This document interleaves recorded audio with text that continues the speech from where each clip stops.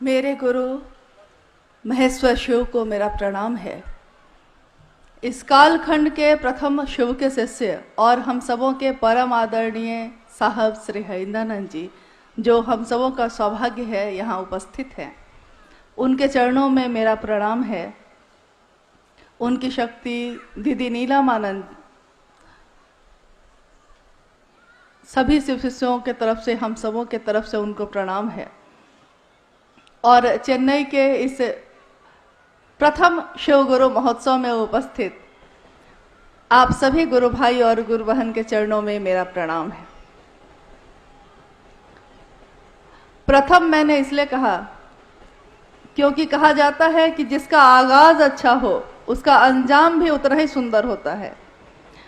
तो दक्षिण भारत, जहां शिव की गूंज सदियों से चलती ही आई है और कहानियों में, भजनों में, मंत्रों में, साधना की पद्धतियों में हम लोगों ने हमेशा यही सुना है, यही जाना है कि शिव जिनको महेश्वर कहा गया, शिव जिनको देवों का देव महादेव कहा गया, जिनके अनेक रूपों की पूजा होती आई है, आज से नहीं हजारों वर्षों से जिनके विभिन्न स्वरूपों की पूजा होती आई है, जिसमें अलग अलग तरह के लोग उनके अलग अलग रूपों की पूजा करते आए हैं।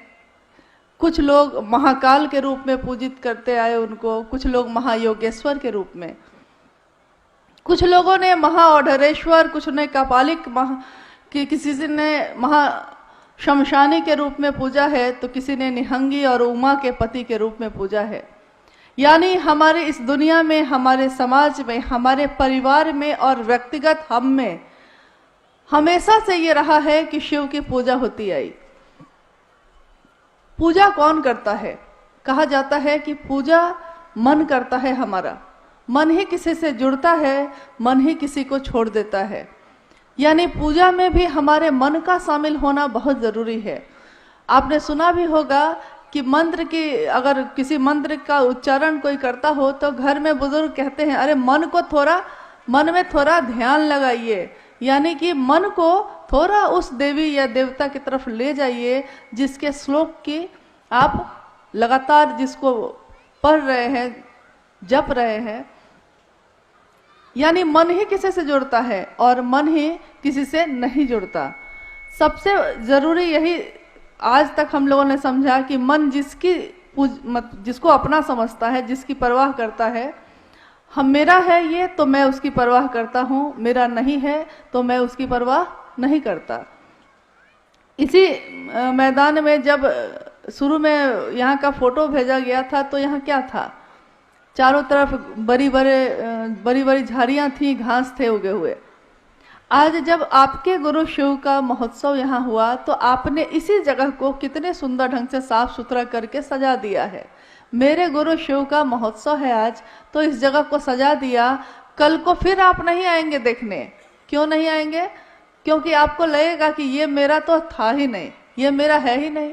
मेरा घर मेरा है, उसकी सफाई हम करते हैं, उसकी देखभाल हम करते हैं। मेरा परिवार, मेरे बच्चे, मेरा पति, मेरी पत्नी, मेरे माँ बाप, यानी जिस भी चीज से मेरा जुड़ा है, मेरी संपत्ति, मेरी जमीन, जिस चीज से भी मेरा जुड़ा हुआ है उसके प्रति हमारा मन परवाह करता है। और ये परवाह आपके लक्षण दिखाई दे जाते हैं कि आप कितनी परवाह किसकी करते हैं। हमारे ही समाज में, हमारे ही परिवार में ऐसे कितने लोग हैं, एक माँ के बच्चे हैं, एक माँ की संतान है, लेकिन जब बड़े होते हैं और संपत्ति का बंटवारा होने लगे तो क्या होता है? मन से भाई के प्रति भाव ही खत्म हो जाता है। एकदम पक्के दुश्मन नजर आने लगते हैं उस समय। संपत्ति, चीजें, ये सब चीजें इतनी ज्यादा प्रभावी हो जाती हैं कि मन से भाई का भाव खत्म हो जाता है। और जिस दिन ये भाव खत्म हो जाता है हम उसकी परवाह करना भी छोड़ देते हैं। माता पिता बुजुर्ग हो जाएं और जिन्होंने पूरा जीवन हम लोगों को दे दिया हमारी उन्नति के लिए, हमारे परिवारजन के लिए, आज जब वो बूढ़े हो जाते हैं तो हमारे पास उनके लिए समय नहीं होता, मन से भाव खत्म हो जाते हैं, तो पता चलता है कि माँ है, पिता पिता हैं, ये भी याद नहीं रहता।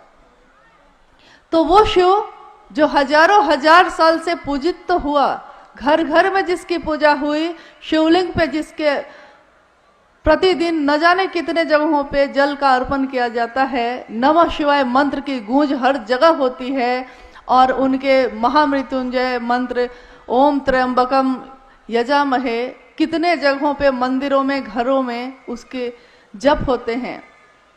लेकिन हम लोगों ने कभी ये नहीं सोचा कि हम जिसकी उपासना करते हैं, हम जिसकी पूजा करते हैं, उसके प्रति हमारा मन कितना जुड़ा हुआ है।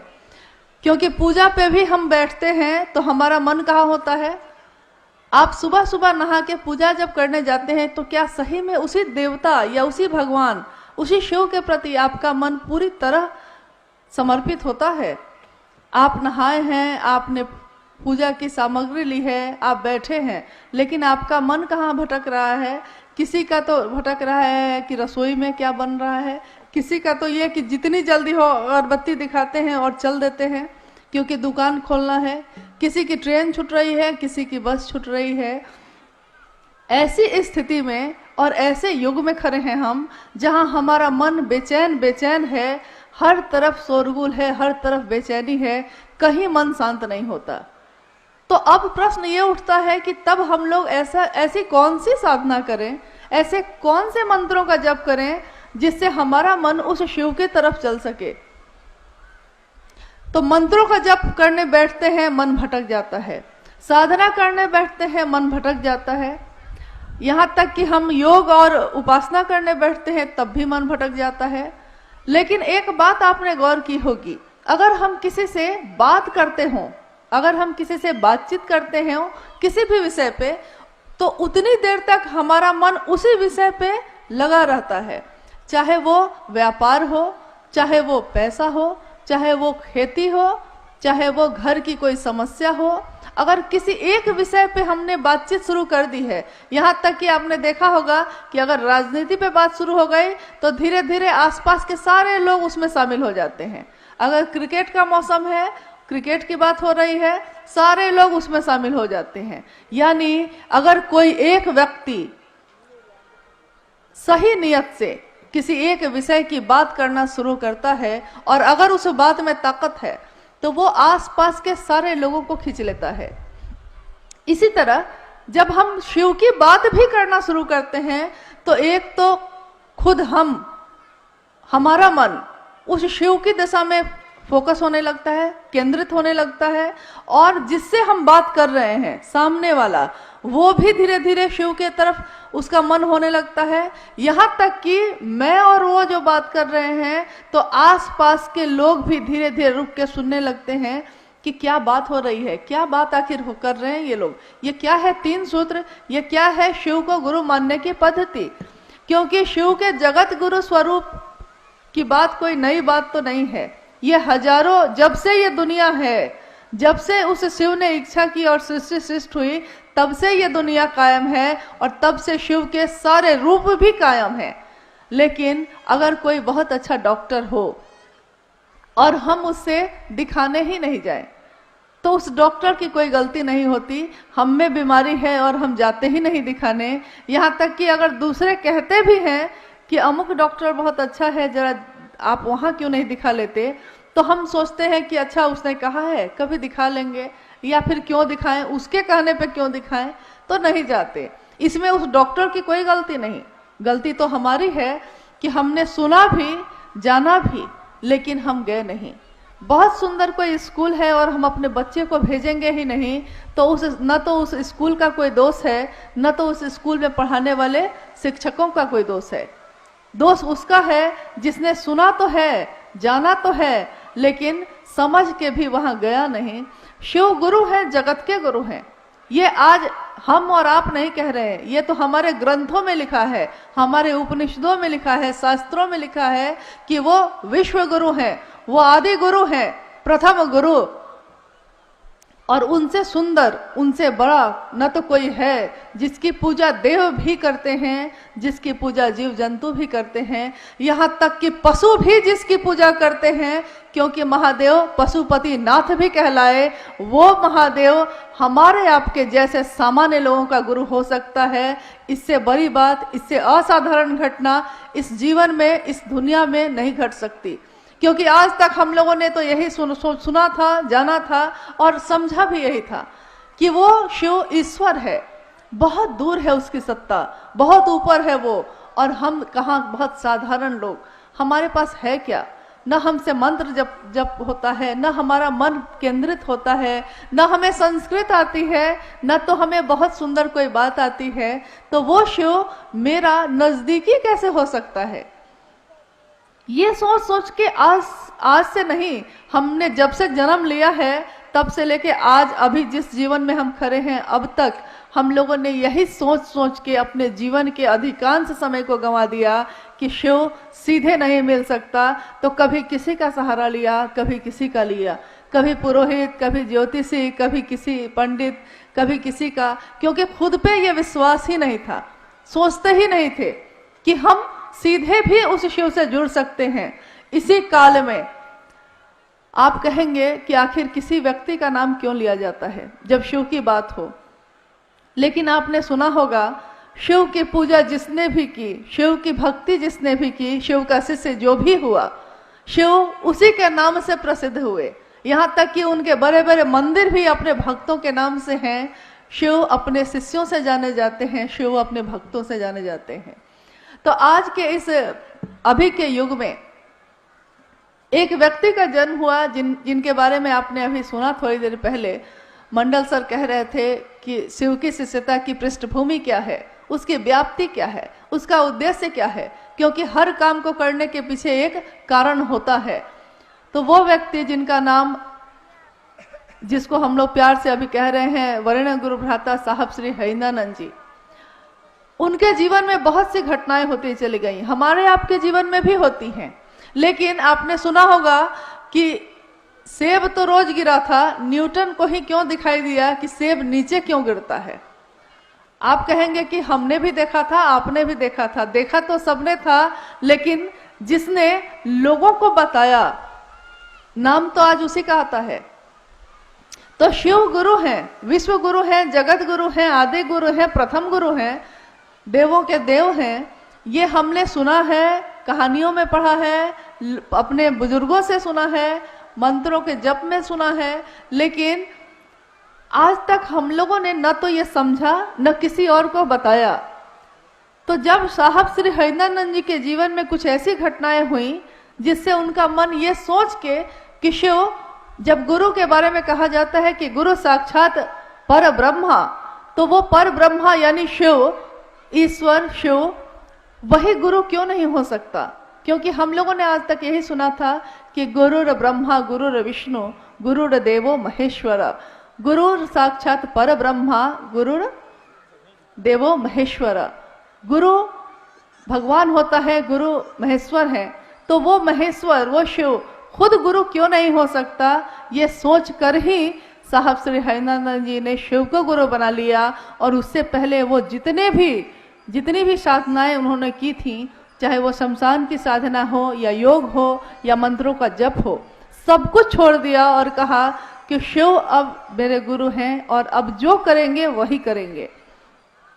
बाद की घटनाओं में, बाद के समय में ऐसी ऐसी बातें होती चली गई जिससे ये अनुभूत हुआ उन्हें कि नहीं, शिव सिर्फ नाम के नहीं, ये तो काम के भी गुरु हैं। शिव जिस तरह ईश्वर के रूप में हमारी आपकी पुकार सुनते हैं, हमारी मन्नतें पूरी करते हैं, हमारे उपवास और हमारे सोमवार के व्रत का फल भी मिल जाता है, वो शिव गुरु के रूप में हमें ज्ञान भी देते हैं और जीवन जीने की कला भी सिखाते हैं। क्योंकि अगर आपके पास संपत्ति बहुत हो, ज्ञान ही नहीं हो उस संपत्ति को चलाने का, तो वो संपत्ति बेकार हो जाती है। कहा भी जाता है कि आप अपने बच्चे को संपत्ति दे सकते हैं, पैसा दे सकते हैं, लेकिन अगर आपका बच्चा, आप कितने भी बड़े विद्वान हो, आप ही का बच्चा आपसे अगर ज्ञान नहीं लेना चाहेगा, तो ज्ञान ऐसी चीज है जिसको आप जबरदस्ती किसी को नहीं दे सकते। चीजें दे सकते हैं, संपत्ति दे सकते हैं और अपना सब कुछ दे सकते हैं, लेकिन ज्ञान नहीं दे सकते। इसीलिए हमारे पूर्वजों में हमेशा यह कहा जाता था, या अभी भी कहा जाता है, कि गुरुमुख हुए कि नहीं आप, यानी गुरु के तरफ आपका मन हुआ कि नहीं। और अगर हमारे पास सबसे सुंदर विकल्प हो, आप सुन रहे थे अभी भजन में, बोलो सत्यम शिवम, बोलो बोलो तुम सुंदरम, यानी अगर सत्य शिव है, अगर सुंदर शिव है और वो शिव सबसे अच्छा है, हमको आपको प्राप्त हो सकता है, तो क्यों नहीं हमारे आपके जैसे साधारण लोग हैं, लेकिन हम उस शिव की राह में चलें, क्यों हम भटकते हैं कहीं और। क्योंकि कोई अगर शरीर में गुरु है तो हो सकता है आज वो है, कल नहीं रहेगा, लेकिन शिव के बारे में हम लोगों ने कभी नहीं सुना कि शिव ने कभी जन्म लिया हो और शिव की कभी मौत हो गई हो, ऐसा नहीं सुना हम लोगों ने, और ऐसा होने वाला है भी नहीं। तो क्यों नहीं उसी शिव को अपना गुरु बनाए। हमने अपने जीवन में सब कुछ सुंदर होना चाहा, सब कुछ अच्छा प्राप्त करना चाहा, लेकिन हो नहीं सका। हमेशा चाहा कि सबसे अच्छा हो, सबसे ज्यादा संपत्ति वाले होते, सबसे सुंदर होते, हमेशा अच्छा होता मेरा, लेकिन सोचते कुछ हैं। आज अभी बहुत सुंदर कुछ हो रहा है, अगले पल पता चलता है कि तबीयत बिगड़ गई है और हॉस्पिटल में आप नजर आ रहे हैं। अगले ही पल मेरा शरीर है, मेरा दिल है, मेरा दिमाग है, अगले पल में क्या सोचने वाला है, अगले पल में धड़केगा या नहीं धड़केगा, यहाँ तक कि मेरे रगों में बहने वाला खून का भी प्रेशर बढ़ेगा कि घटेगा, इस पे भी हमारा नियंत्रण नहीं। हमारे शरीर पे तो हमारा नियंत्रण ही नहीं, हमारी सांसों पे तो हमारा नियंत्रण ही नहीं, तो हम आखिर किस अहंकार में जिए जा रहे हैं। जब सब कुछ उस शिव की दया से प्राप्त है, तो क्यों नहीं उस शिव का नाम ले। हमने अपने जीवन में सबका नाम लिया है, हमने अपने जीवन में सबके लिए किया है, यहाँ तक कि अपने जीवन के हर संबंध के लिए समय निकाला है, चाहे वो मेरा बच्चा हो, चाहे वो मेरे पति हो, चाहे वो मेरे माँ बाप हो, चाहे वो मेरे दोस्त हो या संबंधी या पड़ोसी हो। यहाँ तक कि अनजान लोग भी अगर मुसीबत में पड़े होते हैं तो हम उनके लिए भी समय निकाल लेते हैं। लेकिन दुर्भाग्य कैसा है कि शिव की जगत में ही हम शिव के नाम का प्रचार करने की मुहिम में जुटे हैं। इससे बड़ा दुर्भाग्य हमारे आपके लिए नहीं हो सकता कि शिव गुरु हैं, ज्ञान देते हैं, ये बताना पड़ता है, ये समझाना पड़ता है। लेकिन चलिए, ये भी सौभाग्य हमारा है कि हमें ये सौभाग्य इस जीवन में मिला कि हम उस शिव के लिए कुछ तो कर सकेंगे, जिसने सब कुछ दिया है उसके लिए हम अगर थोड़ा भी कर सकें। अगर मेरे इस बोलने से, मेरे इस जीवन में कुछ भी ऐसा करने से कुछ लोग अगर शिव की दिशा में चलने लगते हैं, तो इससे बड़ा सौभाग्य एक शिव के शिष्य के लिए कुछ भी नहीं हो सकता।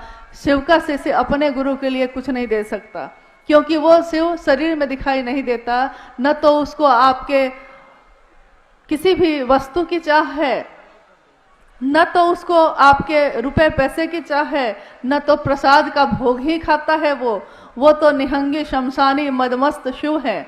हमारे गुरु हैं वो, और गुरु जैसा होता है शिष्य भी वैसा ही होता है। आपने देखा होगा कि हमारे जीवन में कुछ ऐसी घटनाएं होती हैं कि किसी ने कुछ कह दिया है, हम उस बात को भूल नहीं पाते, हमारा मन उसी बात पे टिका रहता है कि उसने ऐसा क्यों कहा। दुखी है हम, मन ही मन दुखी हैं, जबकि दुख का कोई कारण नहीं है। जिसके लिए सोचना था उसके लिए नहीं सोचा, जिसके लिए नहीं सोचना था उसी पे सोचे चले जा रहे हैं। तो जब भी आपका मन बेचैन हो, जब भी आपका मन अशांत हो, यह 3 सूत्र आपके बड़े काम आएंगे।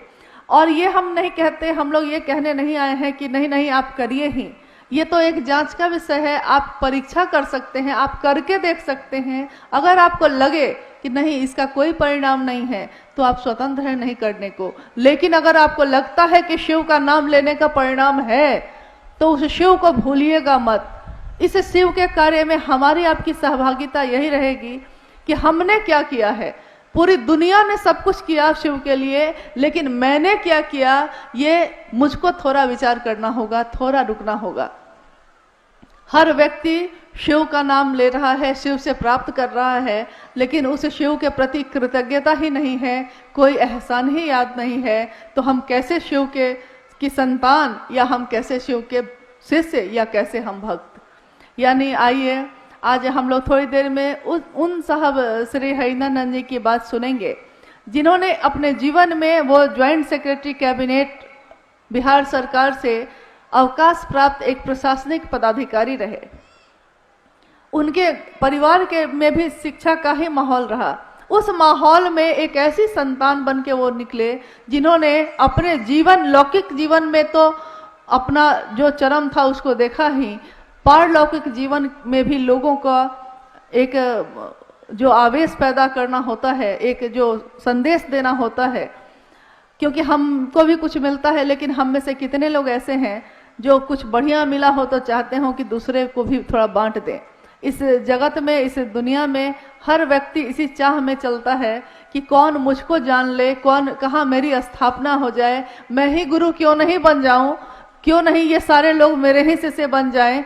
ऐसे जगत में शिव के शिष्य भी आए हैं जिन्होंने कहा है कि जब वो जगत गुरु शिव स्वयं गुरु है तो क्यों नहीं हमारे आपके जैसे लोग उनको गुरु मानते हैं। कहाँ कहाँ भटकते रहेंगे और कब तक भटकते रहेंगे। शिव के शरण में चलें, शिव के पास चलें, शिव से दया मांगे, शिव की चर्चा करें और उस शिव को उन्हीं के पंचाक्षरी मंत्र नमः शिवाय से प्रणाम करने का थोड़ा अभ्यास करें। थोड़ा मन में ये अभ्यास आ जाए कि मन जप ले उस शिव का नाम। कहा जाता है कि सांसों की माला पे, सांसों की माला जन्म से शुरू होती है और मौत के साथ खत्म हो जाती है। उन सांसों की माला पे जप लूं मैं शिव का नाम। हे शिव, आप मेरे गुरु हैं, मैं आपका शिष्य हूँ, मुझे शिष्य पे दया कर दीजिए। ये कह आप अपने मन से कह के तो देखिए, देखिए उस शिव की दया तो चल ही रही है। हम ही लोग उनकी तरफ नहीं जाते, हमारा ही मन नहीं जाता। थोड़ी उस शिव की चर्चा करके देखिए क्या होता है जीवन में। थोड़ा उस शिव को नमः शिवाय मंत्र से प्रणाम करके देखिए। इसके लिए भी आपको न तो कहीं जाने की जरूरत है, न तो किसी भी चीज की जरूरत है। सांस चलती है आपकी, आती है और जाती है। उसी सांस पे आप बहुत सहज और सरल ढंग से नमः शिवाय का अभ्यास कर सकते हैं। जब सांस अंदर जाती है मन में सोचिए नमः जाता है, जब सांस बाहर आती है सोचिए कि शिवाय जाता है। नमः शिवाय, नमः शिवाय, ये एक ऐसा वर्तुल कायम करता है जो हमारे मन में भी उस शिव की गूंज पैदा कर देता है। हम नहीं जानते कि उस शिव का तत्व क्या है, हम नहीं जानते वो शिव कैसे दिखते हैं, सचमुच में उनका आकार कैसा है, लेकिन हम लोगों ने तस्वीरों में भी देखा है कि जो शिव के शरण में रहता है, जो शिव के मन के पास अपना मन ले जाने की कोशिश करता है, उसके मन की तमाम संकीर्णताएं खत्म हो जाती हैं, स्वतः ही खत्म हो जाती हैं। साहब की लिखी हुई एक किताब है शिष्यानुभूति, छोटी सी किताब है। क्या आप लोगों के पास, किसी के पास है वो किताब? आप लोगों में से किसी के पास शिष्यानुभूति है? कभी पढ़ा है आपने?